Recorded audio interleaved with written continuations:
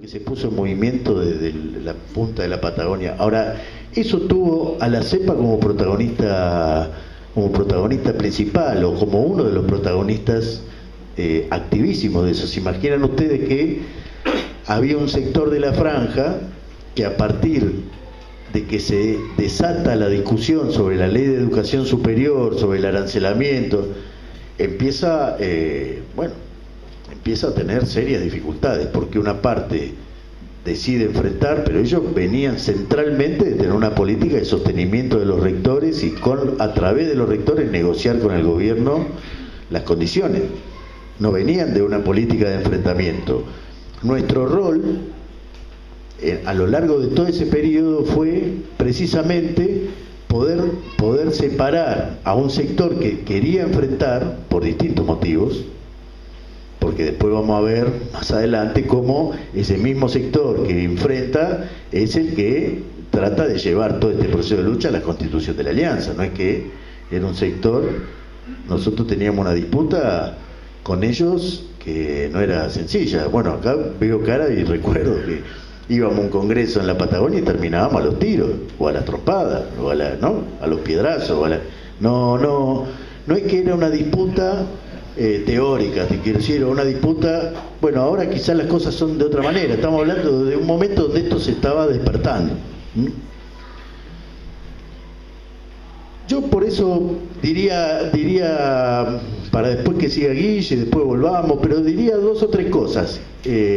Cuando nosotros, lo del 94 ya fue el despegue, porque la marcha federal y la lucha contra la ley de educación superior,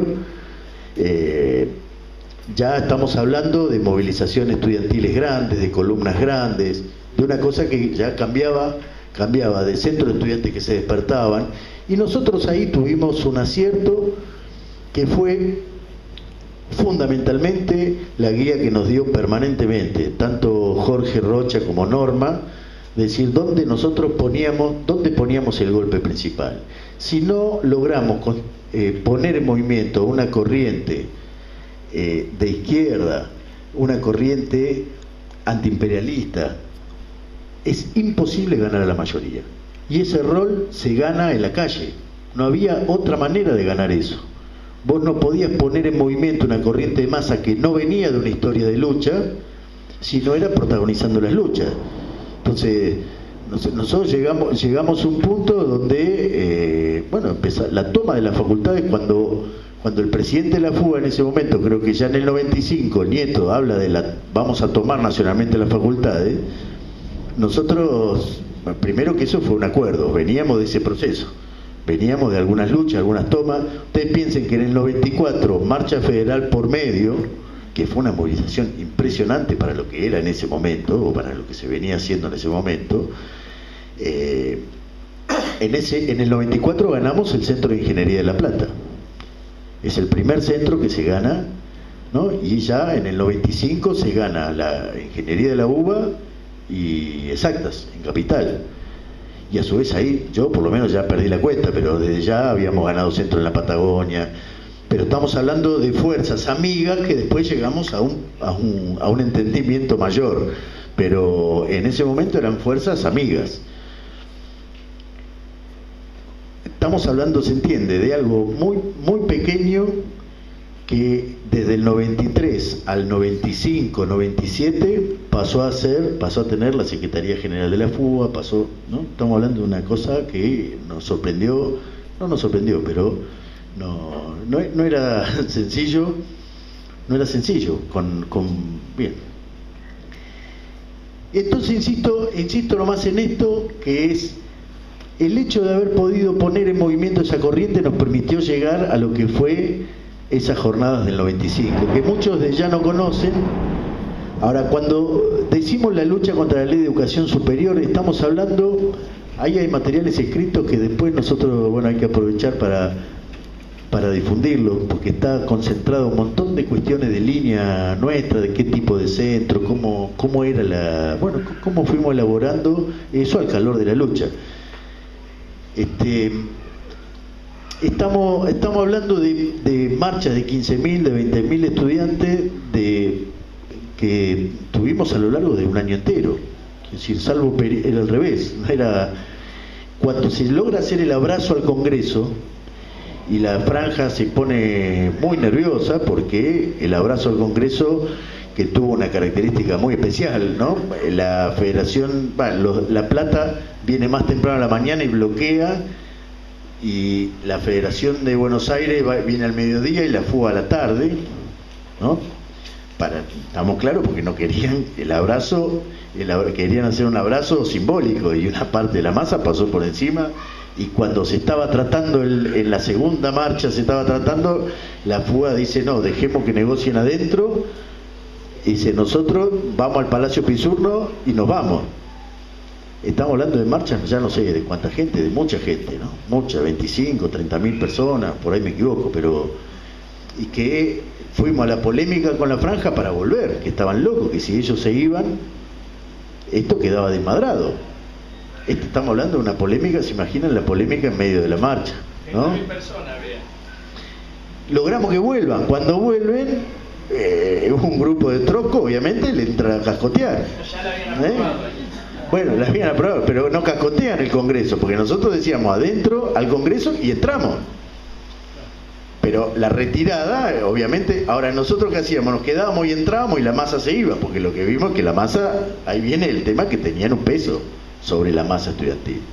Y ahí viene esa famosa frase que por ahí con algunos charlamos, y que el presidente de la fuga en ese momento me dice, mirá Santiago, estamos tranquilos nosotros. Estamos...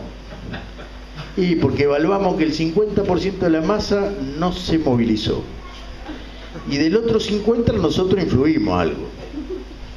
Ya el tipo estaba perdido.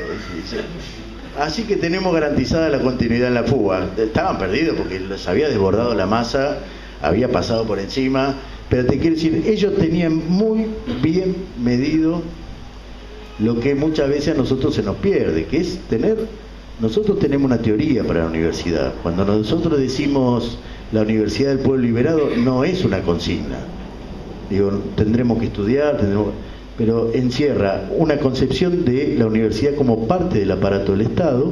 Desde ya es imposible analizar la universidad como parte del aparato del Estado y al mismo tiempo, con las conquistas que desde la reforma del 18, las luchas por los comedores, etcétera, etcétera, se han logrado una cantidad de conquistas en el seno de la estructura de la universidad que nos permiten que eso sea un campo de batalla política e ideológica al que nosotros nos tenemos que zambullir con todo.